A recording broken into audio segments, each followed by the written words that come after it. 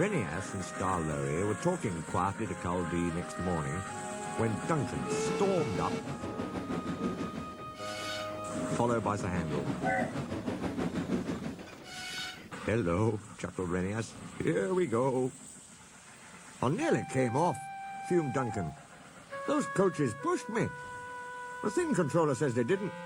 He says I kept a bad lookout. "We've no money to mend you," he said. "But if it happens again, I'll leave you at the back of the shed."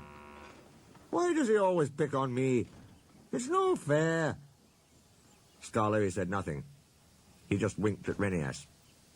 "As you were saying, Cludee," remarked Renias, "you had 2 coaches on your trial trip. Do you ever take more? Now our line is so steep that we're only allowed 1. We each have our own. Mine's called Catherine. I know her well. That's most important." "Why?" asked Sir Handel. "They're only coaches." "Ours," said Cludee, "are something more. You pull your coaches, and you can see ahead. We push ours up, so we can't see. They watch the line for us. The guard watches too, of course. But Catherine's so clever that I know at once if anything is wrong." "That must take a load off your mind," said Skarloey. Cludee smiled. "But not off my buffers. Climbing's hard work and needs a lot of steam. My farmer and I have a tiring time. Coming down," he went on, "it's different. Catherine and I just roll. We need no steam for that." Sir Handel sighed enviously. "Ah, I should like that," he said. "With your automatic brakes. It sounds like a rest cure." "That," replied Cludee, "was just the mistake poor Godred made." "Who?" asked the little engines. "Is Godred?" "Godred was our number 1, and named after a king," Cludee replied. "Perhaps that went to his smoke box and made him conceited.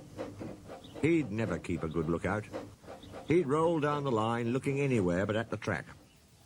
'You'll have an accident,' I told him. 'Pooh,' he said, 'I've got automatic brakes, haven't I, and driver's got his air brake. What more do you want?' 'More sense from you,' I said. 'No engine can stop at once if he isn't ready to obey his driver's controls.' 'The first thing a young engine learns,' agreed Skarloey. Godred never learnt sense. His driver and fireman and the manager all spoke to him. They even took him to pieces to see if anything was wrong. But he still went on in the same old way. One day, I was going up and waited at a station for Godred coming down to pass me. As I waited, so it happened. One moment he was on the track. The next, his driver and fireman jumped clear as he rolled over. No one was hurt. His coach stayed on the rails and the guard braked her to a stop. They brought Godred home next day. 'We've no money to mend you,' said our manager, 'so you'll go to the back of the shed.' As time went on, poor Godred got smaller and smaller till nothing was left." What happened?" asked Duncan anxiously. "It's not nice to talk about," said Cludee.